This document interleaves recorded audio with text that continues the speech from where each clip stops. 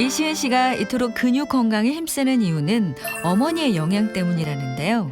저희 엄마가 굉장히 건강하셨거든요. 평소에 뭐 소식하시고 술, 담배 전혀 안 하시는 분이었고 운동도 잘 하시는 분이었어요.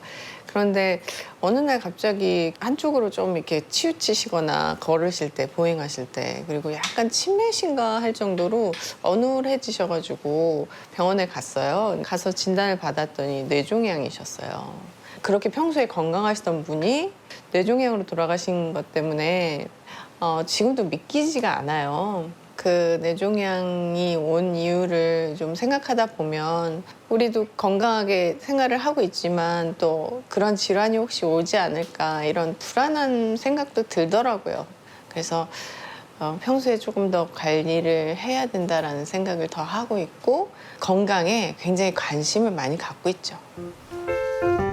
근육이 줄어들면 심뇌혈관 질환 위험도 증가하는데요.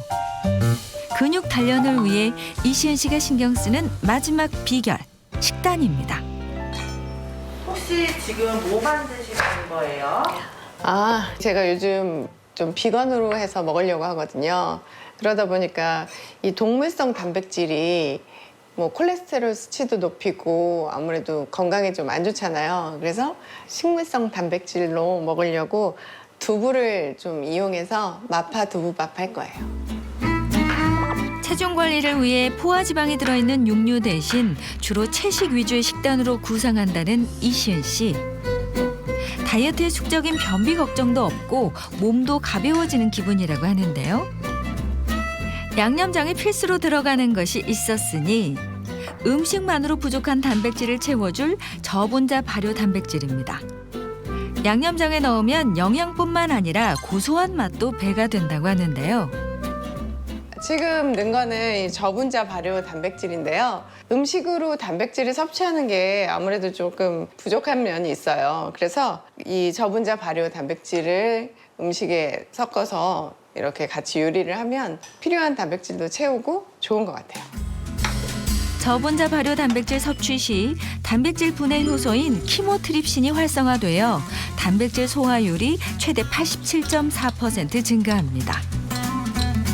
우리 몸에 단백질이 부족하면 근육을 분해해 에너지로 사용하는데요. 근 손실을 막기 위해서도 단백질 섭취는 필수입니다. 돼지고기 없이 채소로 감칠맛을 낸 마파 두부밥 완성. 그런데 밥량이 너무 적은 거 아닌가요?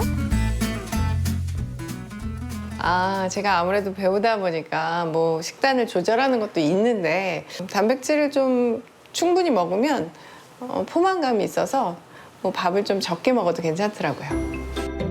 실제로 저분자 발효 단백질을 먹으면 음식 섭취량이 감소한다는 연구 결과가 있습니다. 일상에 부족한 단백질을 채우고 근력 운동을 더한 이시은 씨.